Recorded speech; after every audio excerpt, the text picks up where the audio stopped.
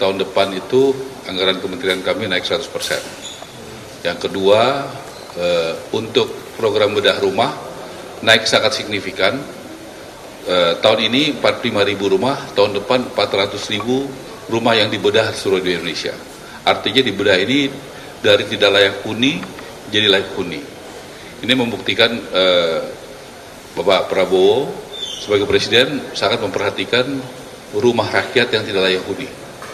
Dari 45.000 menjadi 800.000 itu mungkin sekitar 8 kali lipat jumlahnya.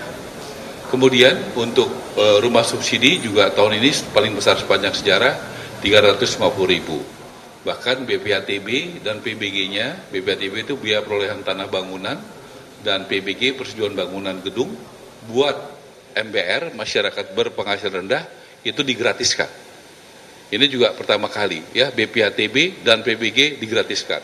Ini kabar baik yang sangat luar biasa.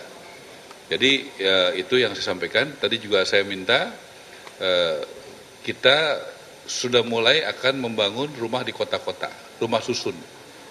Dengan aset-aset negara, mungkin kita akan cari skemanya tadi dengan Pak Menko dan Menteri Keuangan. Kita akan buat banyak di tahun depan di beberapa kota-kota besar, di lahan-lahan milik negara atau lahan-lahan yang dikuasai oleh pemerintah. Nanti dibangun supaya itu polanya adalah tetap milik negara tetapi nanti disewakan.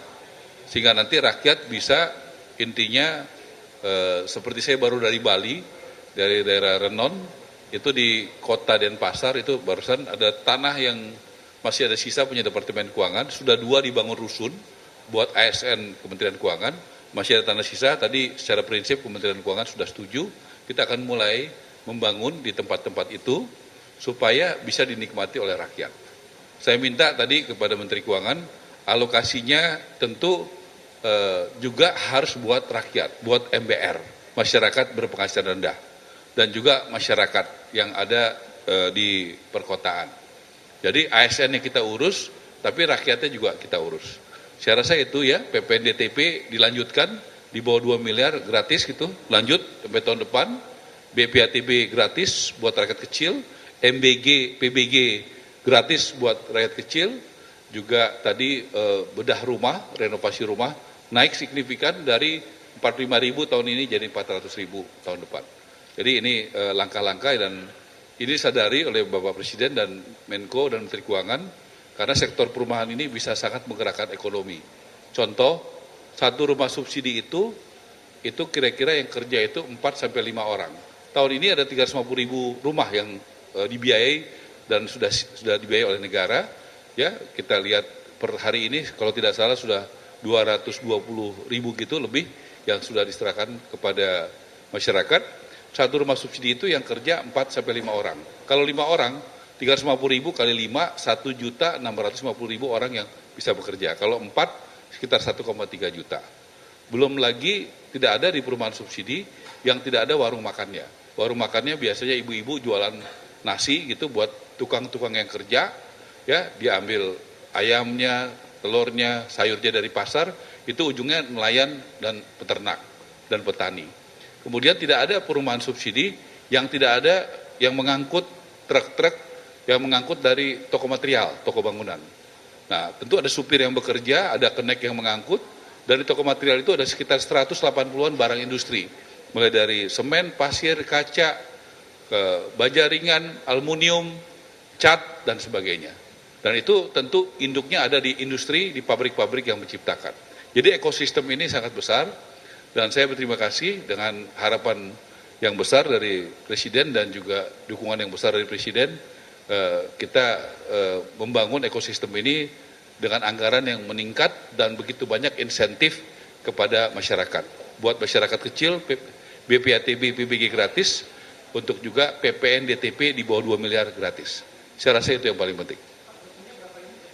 Tahun depan 9, tapi saya sudah minta tambah, mudah-mudahan ditambah.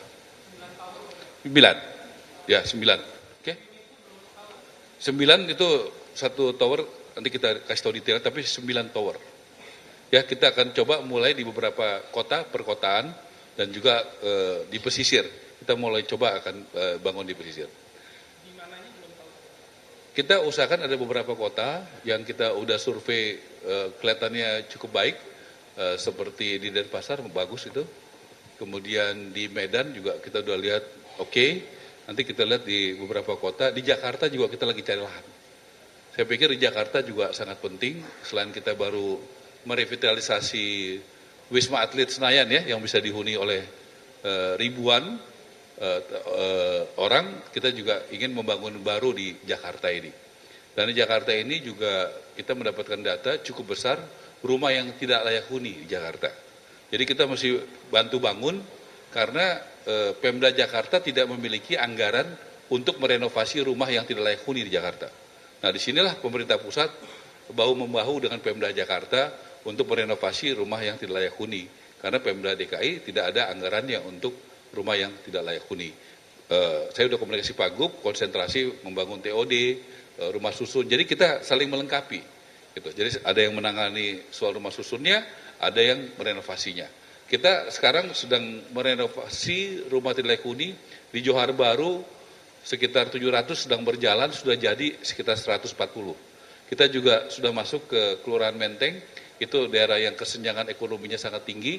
Kita juga sudah mulai masuk ke sana dan mulai memperbaiki di sana. Kalau di Kelurahan Menteng kita mulai dengan dan juga Johar Baru tanpa APBN, tanpa BUMN. Jadi benar-benar gotong royong. Dari Yayasan Buddha Suci, ada dari Kadin, ya, dan dari masyarakat. Saya rasa itu ya, terima kasih.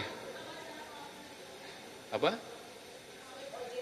Ya, saya sudah sampaikan, itu saya temukan kan banyak masukan, karena kami sering turun ke lapangan, ya, kami menemukan itu kendala-kendalanya.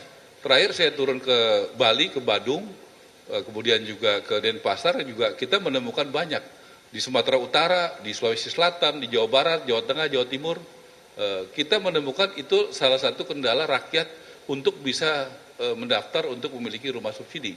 Makanya saya minta kebijakan itu supaya bisa slik OJK dengan nilai tertentu, kalau boleh itu dihapuskan. Kalau boleh itu bagi yang mau mengikuti misalnya program rumah subsidi.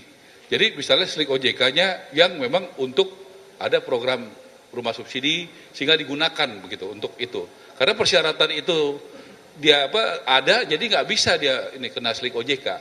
Nah ini kendala-kendala di lapangan ini yang sudah kami sampaikan. Semoga bisa ada penyelesaiannya, karena itu bukan kewenangan saya. Kalau kewenangan saya sudah pasti hapuskan soal itu. Terima kasih ya.